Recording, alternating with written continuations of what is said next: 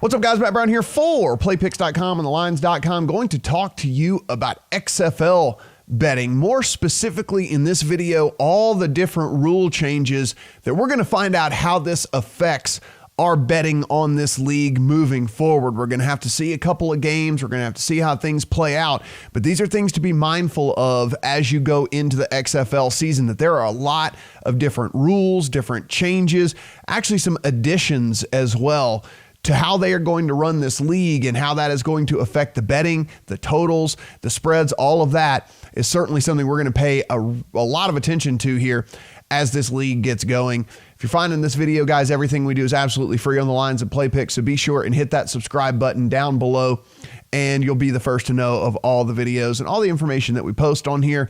Let us know in the comments if there's anything else that you'd like us to try and cover here on the XFL, because we will certainly be digging in as deep as we possibly can for this new league here that we're going to get about 10 weeks out of, and 10 more opportunities to hopefully make some money betting football here early in 2020. So let's go ahead and get things kicked off, and you can head over here to the Lines, and it's just lines.com/betting/XFL. You'll end up here on the XFL betting page, where we have a ton of information as far as the betting guide goes and how you are going to take a look at trying to go about this, this crazy new league here.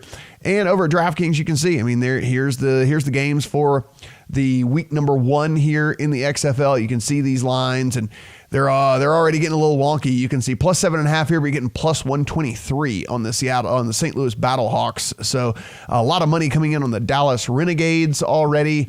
Somebody knows something maybe that I don't. You can see the teams here on the screen, but let's get kicked off with just things that we're going to be watching here throughout the course. First and foremost, that we're going to be picking up on, there is no coin toss in the XFL. The home team decides whether they want to receive the ball or whether they want to defer. So we're going to know in the first few weeks of this league, we're going to pretty much know heading into each game who's going to get the ball first and who's going to get the ball first in the second half. So that is something we'll pick up on with these teams' habits as to whether they defer or whether they want the ball. You would think they would want to defer. Most teams these days defer, but who knows? Maybe they figure out some sort of way with the way that these games flow and the way that the scoring goes that they want to go ahead and just take the ball. Well, anyway, the home team will have the choice as to whether they take the ball or whether they defer. So that's one of the things that we can start taking into our handicapping moving forward, is whether the teams are going to get the ball first or not, or whether they're going to get the ball first in the second half. I'll scroll down. I'll continue to kind of scroll down just throughout the course of this article as we talk through these things. So they're going to look to be speeding up the game as well. They're going to have an 8th official on the field who does nothing but spot the ball. 25-second play clock. They're going to be a running clock on all plays except those plays inside the last 2 minutes of the first half and of the game. So it's going to be a running clock. Does not matter if it's an incomplete pass or not. Clock is going to continue to run. Only 2 timeouts per half, and there's only going to be a 10-minute halftime. They are saying that the games are going to be 25 to 35 minutes shorter than a typical NFL game. What does this mean from us from a betting standpoint? Well, 25-second play clock, and the fact that they're going to keep the clock running and stuff, you'd think that teams are going to play up-tempo, up-pace to try to get in as many plays as humanly possible. Despite the fact that we're looking at a running clock, I don't expect we're going to see that many fewer plays, if any at all, from a typical NFL game.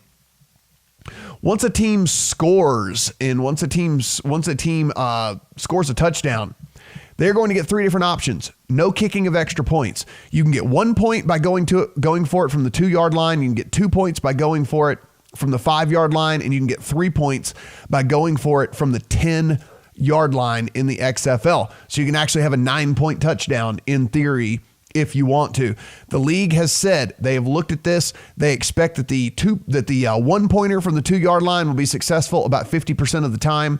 The 2-pointer from the 5-yard line about 30% of the time, and the 3-pointer from the 10 about 20% of the time. If you do that math, you would see that over the long haul, it would benefit teams to go for 2 points from the 5-yard line. We'll see how that plays out. Maybe they will, maybe they won't.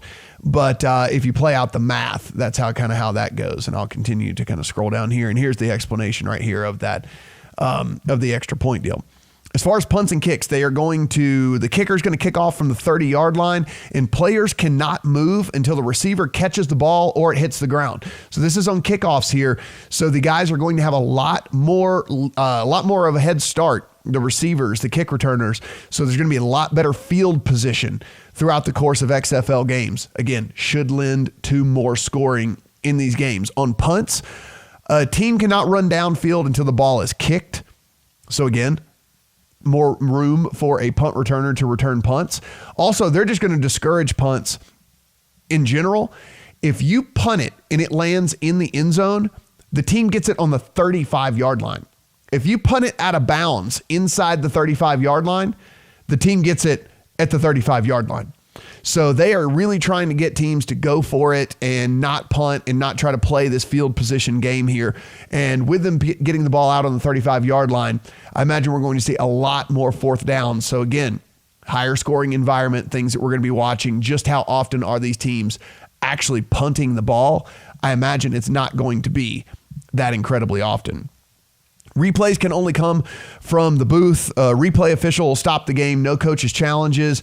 If a coach does call a timeout and they decide to review a play and the call is reversed, he will get that timeout back. But again, if you remember, we were talking about only 2 timeouts per half. So they're going to be very, very valuable for these coaches. The video officials can intervene in the last 5 minutes of the game if they see a penalty that was not called, or they want to reverse a penalty that was called. So you can have the eye in the sky, kind of call in and say, there should have been a penalty on this one, or hey, that penalty you called was actually no good.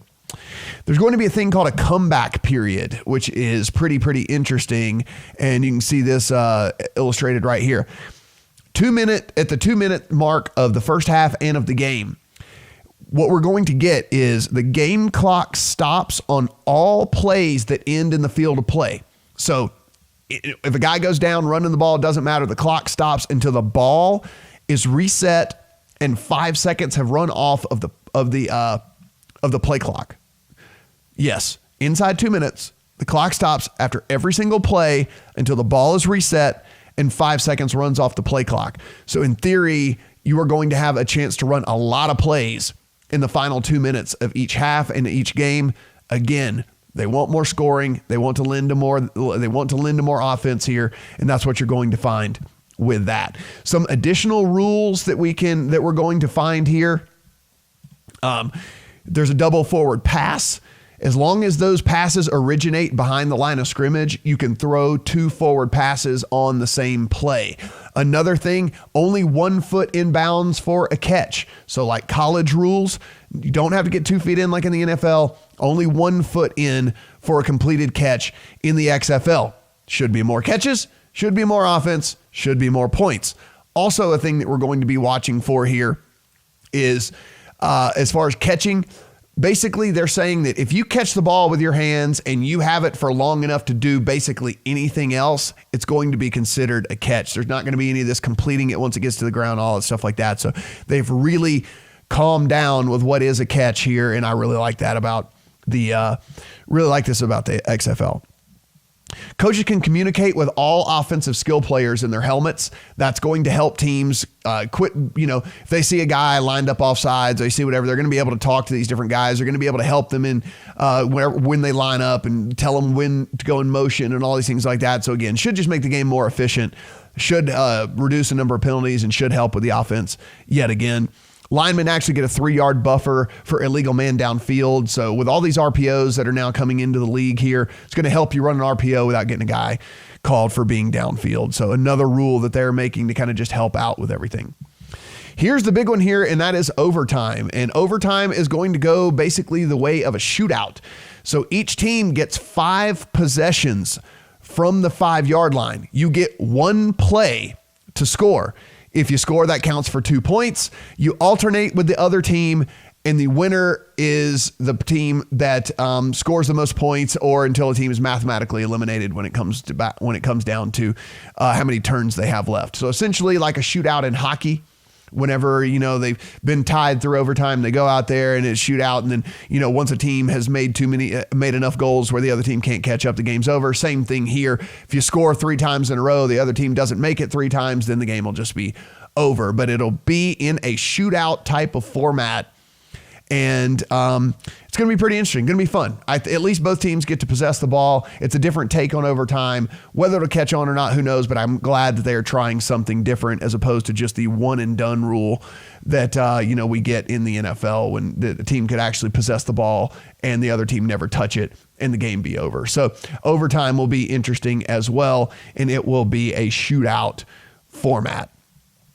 All of these other rules here are written on the page. These are just an explanation of all the stuff that I talked about here. I mean, mainly from a handicapping perspective here, it comes down to these extra points, right? And these extra points are going to be the very big thing that you can go for 1, 2, or 3, which I think really makes the key numbers that we've come to know and love absolutely irrelevant. It's not going to be 3 and 7 and 10, to a lesser extent 6 and 10, whatever anymore when it comes to key numbers. As far as totals, who knows what totals are going to look like? Like we said, a lot of these touchdowns could only be going for 6 points because they miss extra points, or who knows, maybe there's more 9-point touchdowns than we even think are going to happen here in the XFL. So you can even see over here on DraftKings, haven't even listed the totals yet, and we're sitting here on Thursday before week 1. So they're going to probably be playing this by ear as well. But just remember that as you go to handicap these games, that the key numbers that we've come to know, the 3 and the 7 mainly, are really and truly going to be irrelevant when it comes down to it here in the XFL, because the way that the extra point goes, with the way that you are able to choose to go for 1, 2, or 3 if you need to play catch up here, is going to drastically change the final scores in these games. And we're going to need several weeks to kind of see how often these teams are able to convert, and whether they're going for 1 or whether they're going for 2 or whether they're going for 3, and how often they're doing that as well. So just keep that in mind as you are heading into week 1, but certainly some interesting stuff here. And glad that we have some more football to bet on. And hopefully these are some points that you can, now you know how the XFL is going to differ from the NFL. You can watch how this plays out in action, and you can start to put it together in your thoughts on how you want to go about handicapping these games. Again, guys, over here on the lines/betting/XFL for the XFL betting guide right here. And of course, if you want to sign up at any of these sports books over on the East Coast, be sure and do that over here at the lines as well. Or you can just go to DK Picks or FD Picks, and that will automatically redirect you to the DraftKings or FanDuel site in your jurisdiction. Again, thanks for watching the video. Everything we do is absolutely free, so hit that subscribe button while you're here and let us know in the comments if there's anything you want us to touch on when it comes to the XFL.